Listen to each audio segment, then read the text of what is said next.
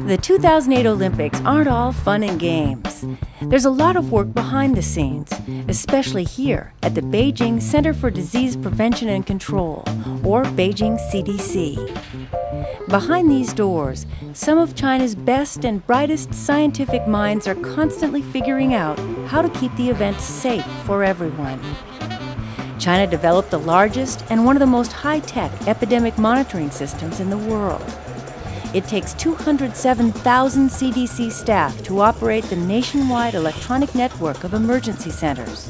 This is the mass spectrometry lab, where food, air, and water are brought in from all over Beijing and tested on a daily basis.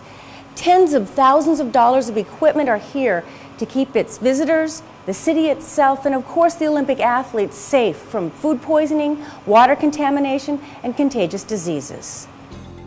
The Beijing CDC was established in 2000 to promote healthy living, a new concept in China, and keep the public safe from disease and injury.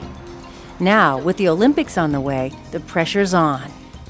The Beijing CDC began a risk assessment program in 2005, working with similar international agencies that have Olympic experience. Iowa State University and the Beijing CDC combined efforts to analyze all potential health risks in 4 main categories: gastrointestinal, respiratory, disease carried by animals or insects, and sexually transmitted diseases. Next, the Beijing CDC collected and studied bacteria samples, identifying the most likely threats during the hot and humid Olympic month. In addition, prevention efforts in Beijing include 12 labs for chickenpox, 16 for bird flu, 101 for HIV/AIDS, and 6 for SARS. China was criticized for mishandling and covering up the 2003 SARS epidemic. The outbreak peaked in the spring with 2,500 reported cases in Beijing. Now, every hospital in the city is required to file an online report for contagious diseases. The results are then sent to the Beijing CDC. The Beijing CDC also monitors pharmacies and hospitals for disease timing and frequency. Collecting and studying data are key prevention methods, but they're not the only ones underway. The city is making immunizations mandatory and free for everyone. Finally, addressing basic sanitation issues becomes even more crucial as Beijing's population grows. 措施的问题我们已经做了同样做了充分的安排它不单单1年设施上做了安排，包括提高这个公民的卫生素质等方面。There's even an anti-spitting campaign. A foreign student offered this observation on the differences between what's accepted in the U.S. and China. Spitting in public it's not really a big deal here. But with the Olympics on the way, it's becoming a bigger deal. If signs alone don't stop this long-standing habit and health hazard, the $7 fine might do the trick. That could mean several meals in China. So clearing your throat could mean clearing your wallet. But while preventing health problems altogether during the Olympics is the best-case scenario, the Beijing CDC must prepare for the worst. The Beijing CDC has 11 emergency medical teams working with 18 teams from surrounding counties.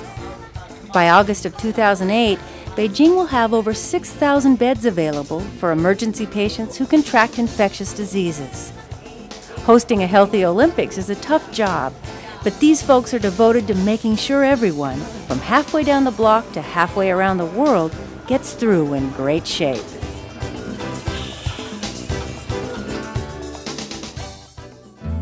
Being sick is never fun, but being sick far away from home in a foreign country is what every traveler dreads.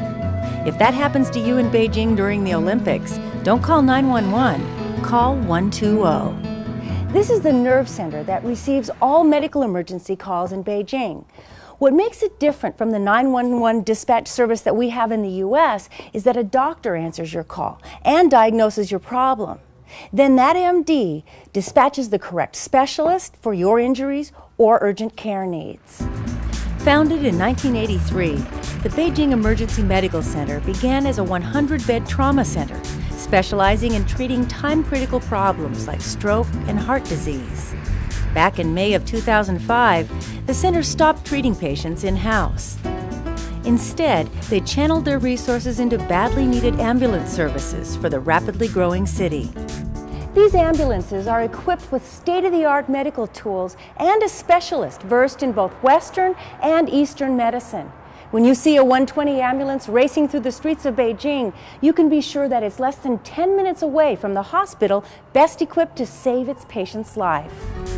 To accommodate foreign visitors seeking treatment, multilingual operators are needed to translate for the diagnosing doctors.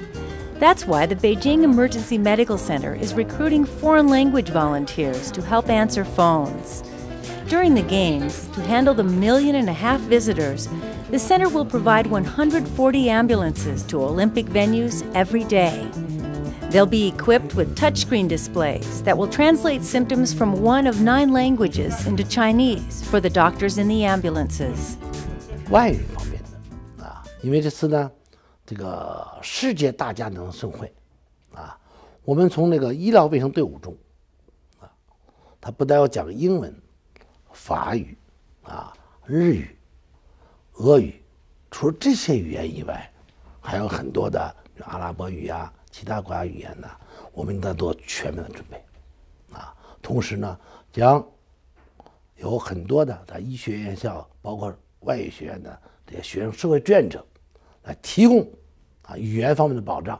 通过语言方面的保障呢，来体现我们的服务理念。And their hard work will pay off if Beijing's experience is anything like Athens in 2004. Athens saw 10,888 foreign patients during the Games. As for the city's 15 million residents, the Beijing Emergency Medical Center is in the process of building 136 stations throughout the city to make sure they're taken care of during the Olympics too. In America, we only call 911 when we're in serious medical trouble. But during the Games, foreigners are encouraged to call 120 even if they only have a stomach bug. So, in Beijing, call 120 to cure what ails you.